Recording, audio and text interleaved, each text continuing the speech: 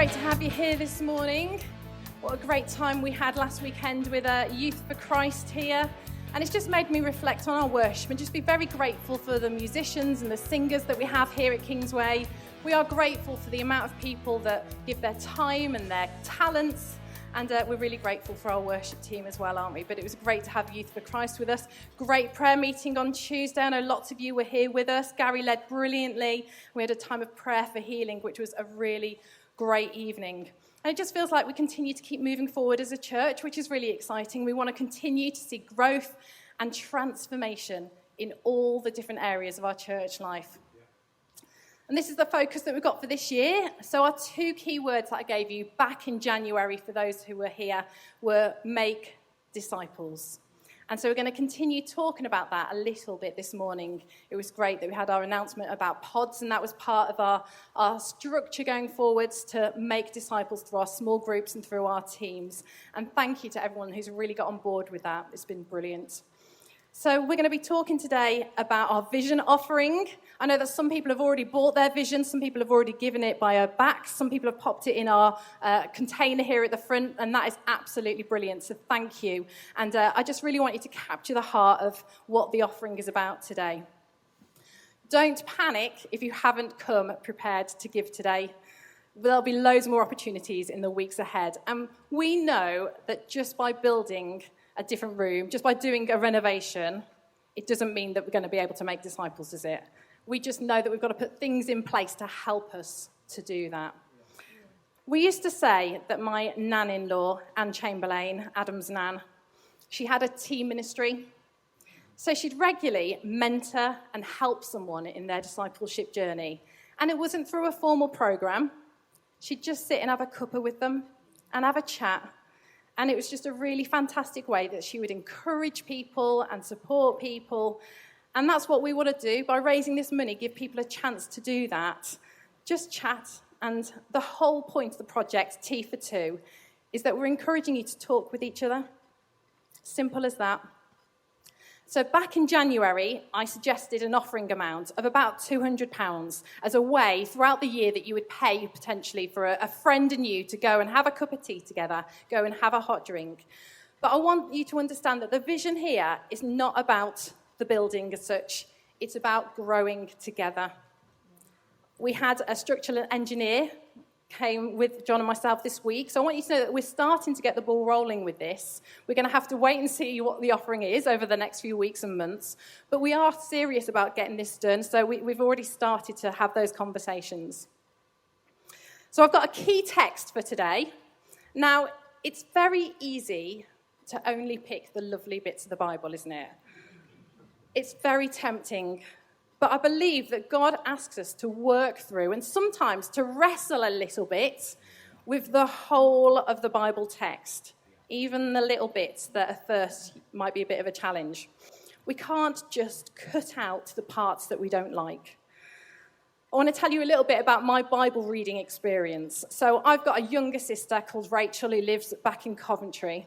And we both bought the same journaling Bible a few years ago, and we could do it together, and we talked to each other about it, the Bible in a year. And it was one of those books where you can write in the margins, and you can highlight it and colour it, and I just loved this.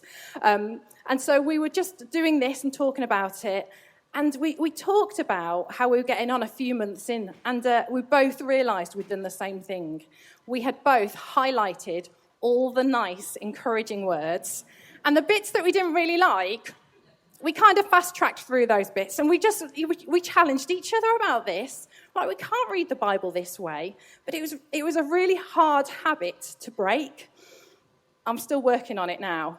But let's not ignore some of the bits of the Bible that are actually a bit more challenging. So my verse today comes from Matthew, and it's part of the 7 woes.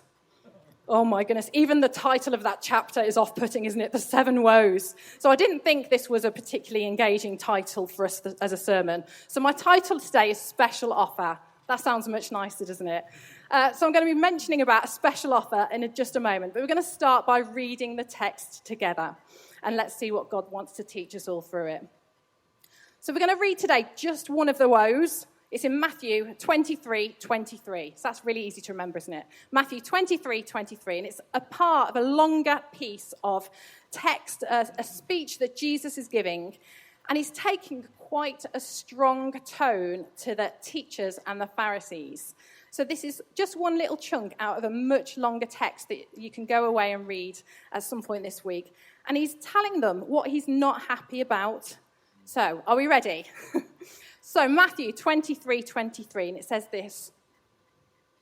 Woe to you, teachers of the law and Pharisees, you hypocrites! You give 1/10 of your spices, mint, dill, and cumin, but you have neglected the more importance of the law, justice, mercy, and faithfulness. You should have practiced the latter without neglecting the former. I just want to read it from the Message so you get a real heart of what this is all about. So the Message says it like this. You're hopeless, you religion scholars and Pharisees, frauds. You keep meticulous account books, tithing on every nickel and dime you get, but on the meat of God's law, things like fairness and compassion and commitment, the absolute basics, you carelessly take it or leave it. Careful bookkeeping is commendable, but the basics are required. I don't think I would have felt great if Jesus was saying that to me. And what I want us to think about today as we prepare for our vision offering is what is it that we can do that's going to make our offer to God special? Obviously, the teachers here were giving lots of offerings, but they were obviously giving in a way that just wasn't pleasing to God. So how do we make sure that any offer that we're going to bring, either financial or maybe through the time that we offer to the church, how do we make this a special offer to God? Now, we all love special offers, don't we? Buy one, get one free, 50% off. I want to tell you an example of one of my special offers that I've had recently. So just before Christmas, Adam and I went to Bridge North to do some shopping. Anyone like to go to Bridge North? It's so pretty, isn't it? So we went and did the last few bits of shopping, went and had a coffee, and we walked past a shop, and in this shop window was a gold sequin jumpsuit. Well, oh my goodness. I just loved it. I saw it, and I was like, I really want to have that. I was like, when on earth am I going to wear it? Well, fortunately, we'd got an engagement party coming up because my sister-in-law was over from America over Christmas, and I needed a new outfit, any excuse for a new outfit, hey. And so we went to the shop, and I looked inside, and I was like, shall I just go and have a look, see how much it is? So I went in, and it was a little bit more than I would normally spend on an outfit. I don't want to spend huge amounts on clothing. And so I saw it and I wasn't really sure. And then my wonderful husband was like, go on, Deb, treat yourself. You deserve it. What a man, eh? What a man. It's true. It's all true. I was like, I don't know if we should do it. And he encouraged me. And so I went to the cash point and I handed it over to the cashier. And she gave me those specials. Do you want to become a member of our shop? And I was like, I do not want all your spam emails. I was like, I know what this means. I'll give you my email address and you'll send me a load of rubbish. So I was all ready to say, no, thank you very much. At which point she then said, and if you become a member today, you get 25% off your purchase. What a win. So I was like, yes, please. I will become a member of your shop. Thank you very much. And I got my special offer, and that was a much more affordable price to pay for that outfit. And I did love wearing it, and we had a great party. So I was given an offer in the shop. The first offer was, if you give us money, then you'll get clothing. But it became a special offer, and it gave me this beautiful moment of joy as I got some money off it. Wonderful. And let's be honest, money is important to all of us, isn't it? It just is. Money is our time. It's what we're giving our life to. We all need money to stay alive, to pay our bills, to buy our food, to put a roof over our head.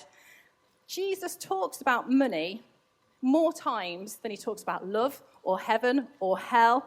That's crazy, isn't it? He knew the power that money could have over us if we allowed it to. 11 of the parables that Jesus told mention finances in some way. It's just a huge part of the world that we live in. Now, money in and of itself, it isn't evil. God tells us to work hard and be productive in life. It's our love for the money that's the issue. In Proverbs 10:4, we read, lazy hands make for poverty, but diligent hands bring wealth.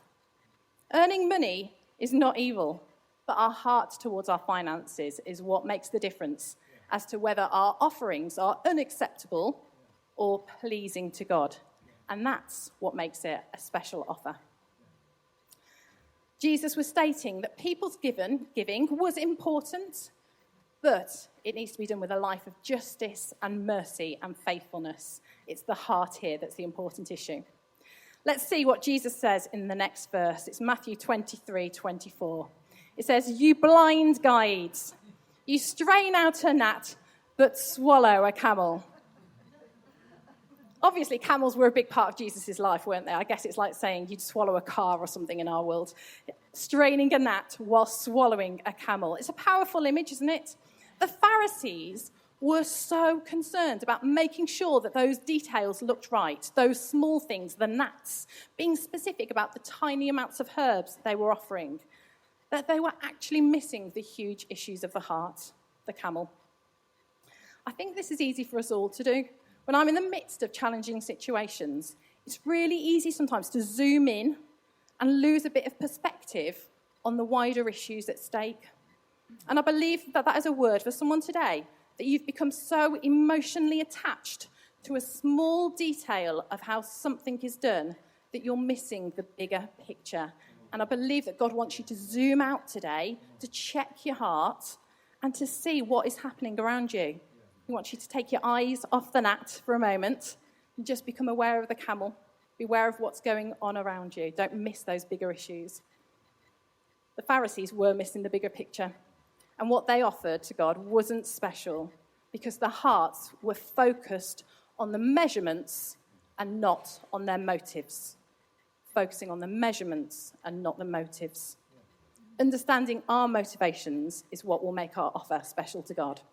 So, I've got 3 counter verses, 3 ways to make a special offer to God. So we make a special offer by being cheerful.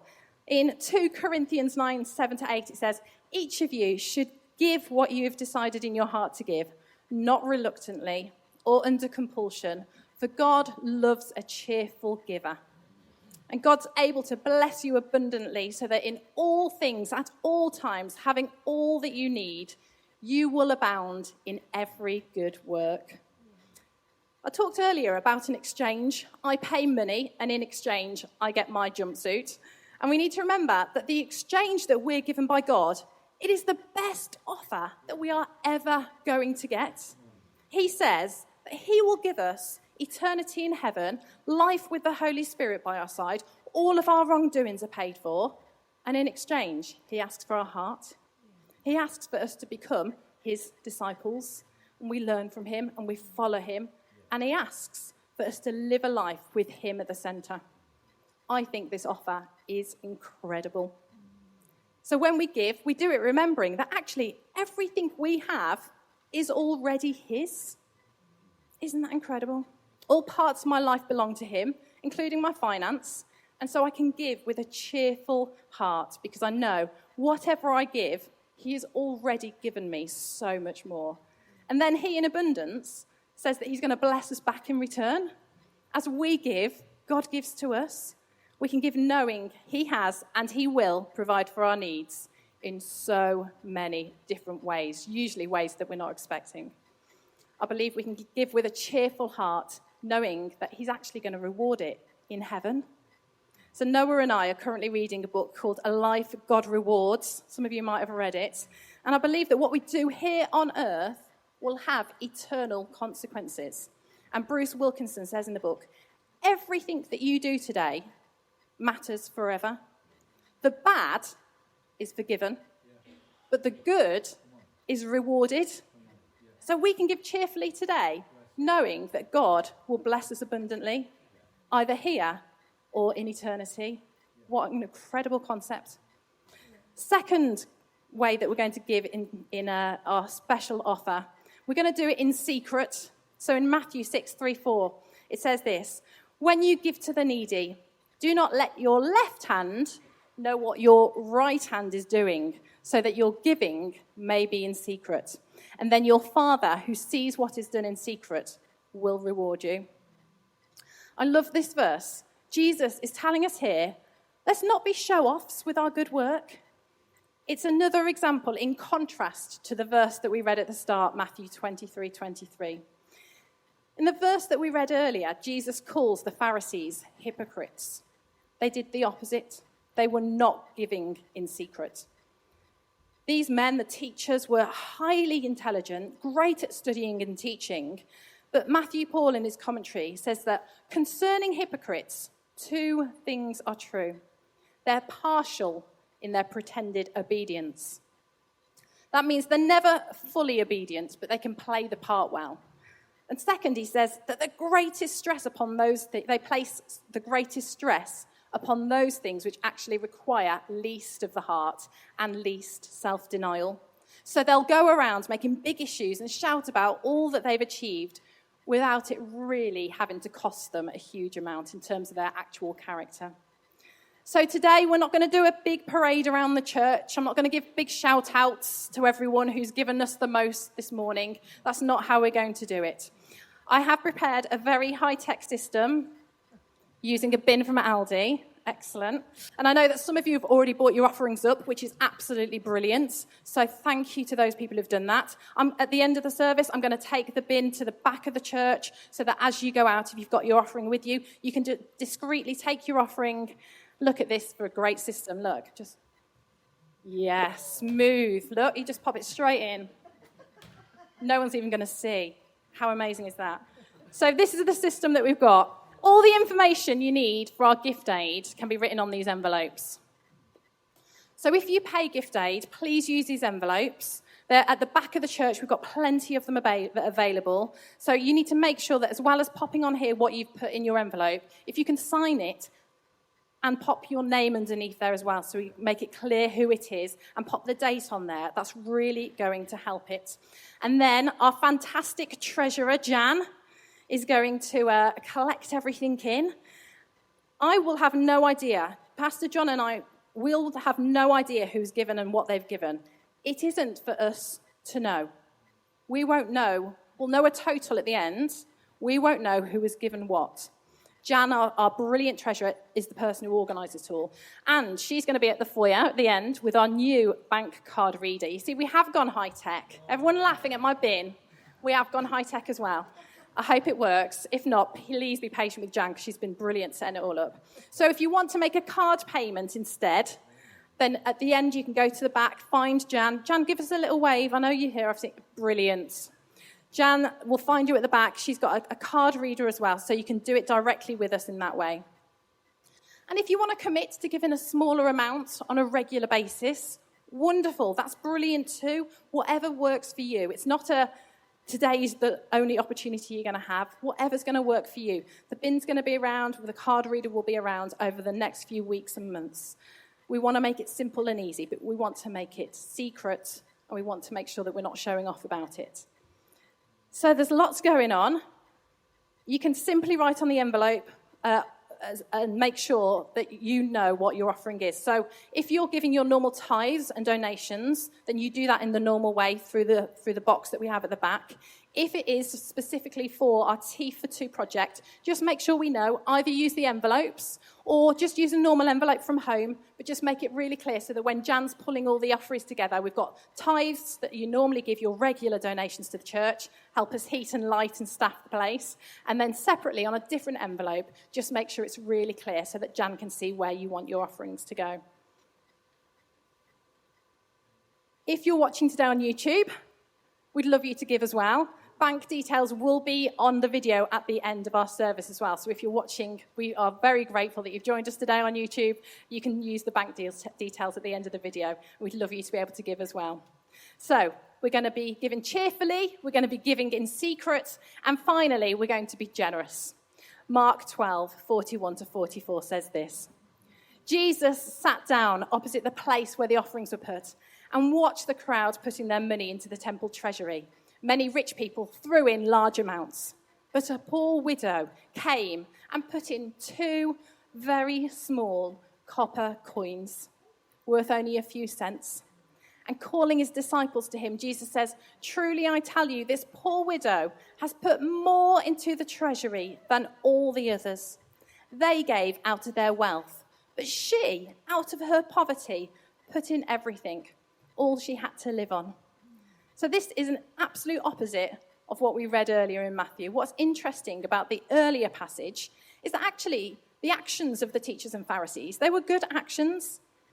Jesus was validifying the concept of tithing, of offering your 10% to the house of God. Jesus was saying this is the right thing to do. The teachers and Pharisees were given lots of their monies and crops as tithes, but Jesus was still cross with them because what they were doing was not backed up with the right character. What they had to offer wasn't special because it was done with a hard heart. In contrast, the widow here only brings a small amount, but her offer is accepted and pleasing to Jesus. And it brought him joy because it was done with a heart of generosity and not an attitude of, I'm going to give out of duty and guilt. The amount you offer today is completely up to you. Whether it's £20 or £200 or £2,000, that's completely up to you. But I do encourage you to be generous. We have a history of being generous here at Kingsway. I just want to take a few moments to look back at some of the offerings that have previously been given and has allowed us to sit here today in this room, in this building, because of people being generous. And so Stuart's done a summary for me, and I'm just going to read it out to you. And I think it's really important that we all grasp the concept of what has been put into this church in the past in order for us to then want to be part of this story going forwards. So, Womburn Pentecostal Church was planted in 1984, and they met at various locations within the village. And sometime around 1991, the Conway Squash Club went on the market for £500,000. Although the location and building was ideal for development, it was way out of the church's price range. However, during 1992, this figure was reduced to £250,000. And although it remained a very high figure for the dozen families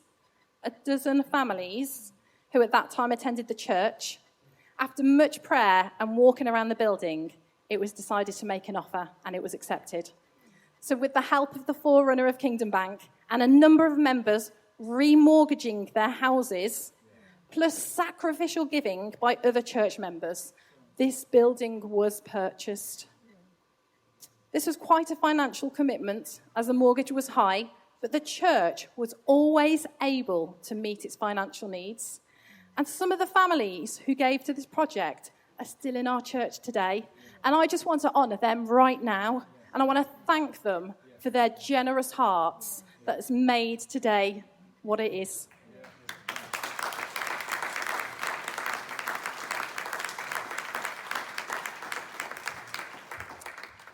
As it was a squash club, extensive alterations were needed. Notably, a floor was put into one of the courts and windows were inserted. And much of the work was actually undertaken by the church members. And over the next few years, a day nursery was established, which meant that rooms had to be divided. A downstairs kitchen was installed. That's the kitchen we're currently talking about changing. And a lift was added back in 1995, which was financed by grants. Although lots of various plans were drawn up, no major projects were undertaken until Pastor John arrived in 2011, when the bar was removed, and as the church membership grew to create more space, the church kitchen was moved upstairs into the rear of the sanctuary into a side room, and the pastor's office was moved downstairs, replacing a male changing room. Again, as the church grew, more plans were drawn up with the intention of extending the sanctuary over the remaining 2 squash courts. And to obtain planning permission, a new fire escape was built. And in 2015, a refurbishment of our toilets was undertaken at a cost of around £30,000, financed by this mortgage with Kingdom Bank. Then during 2017, a number of proposals were considered, and the chosen plan was to merge the 2 remaining squash courts. We opened out the squash courts to provide additional seating and our entrance lobby. And a baptistry was also included in the plans. And the total cost of this project was £500,000, and approximately 40% of this was met by gifts from church members, gifts from other sources, and some of the church funds. And then the new sanctuary was dedicated in May 2018. And since then, A number of repairs and improvements have been made to the building. Paul Freeman has been very busy helping us organise all of that. A new fire alarm system was fitted in 2020. The flat roof was recovered, partly by a grant, but about £10,000 from members given. That was recently, so lots of you will remember that. The disabled toilet upstairs has just been installed, financed by donations. Our new food bank storeroom was also converted from the back staircase, paid for again by donations. The windows have recently been replaced at a cost of £9,000, and we've recently had repairs to our very luxurious log cabin. It's not a shed anymore, is it? We've got heating and everything in there. And the new clothes store has just been built for our school uniform donations, and I know Helen Trask is very excited about that. So much generosity from so many people helping to make this building fit for purpose so that we can outwork our mission, which is to live for Jesus, to transform lives, to build community. And I just want to say thank you to everyone who is given at any stage of this process. We are so grateful to you, and we now want to be part of the next step, the next stage. So what is our special offering going to be today? What's our special offer to God going to be? In Matthew 6:19-20, Jesus says, "Where your treasure is, there your heart will also be." So as we think about offering our treasure today, our time, our finances, we offer our hearts to the Lord. And we focus today on our bigger motives. And we're going to focus less on the measurements and our small details. And we're going to make our offer cheerful and secret and generous. And in Lectio 365 a few weeks ago, it said this: Jesus holds me to a high standard. It's not simply a standard of good behaviour, but a standard of self-awareness, of honesty and integrity. Following Jesus isn't about airbrushing my life and presenting the appearance of perfection. It's an invitation to face my shadow, to be open about my brokenness, and to receive the healing and forgiveness that I need in him. And so that's my invitation to you now. So if you're aware of areas that need healing and forgiveness, and then let's ask for that before we then bring our offerings.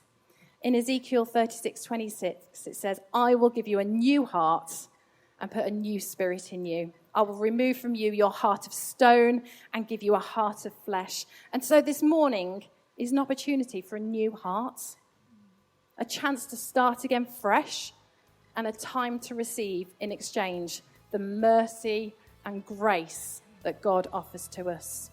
So we're going to be called today not just to offer our money, but let's offer every part of our lives. In Romans 12:1, it tells us, let's be a living sacrifice, giving God every part of our life, our finances, our family, our work, our play. And I believe that as we give sacrificially of ourselves in many ways this week, with the right heart, then Jesus will see us just as that little widow with her 2 copper coins, giving an offer that is very special.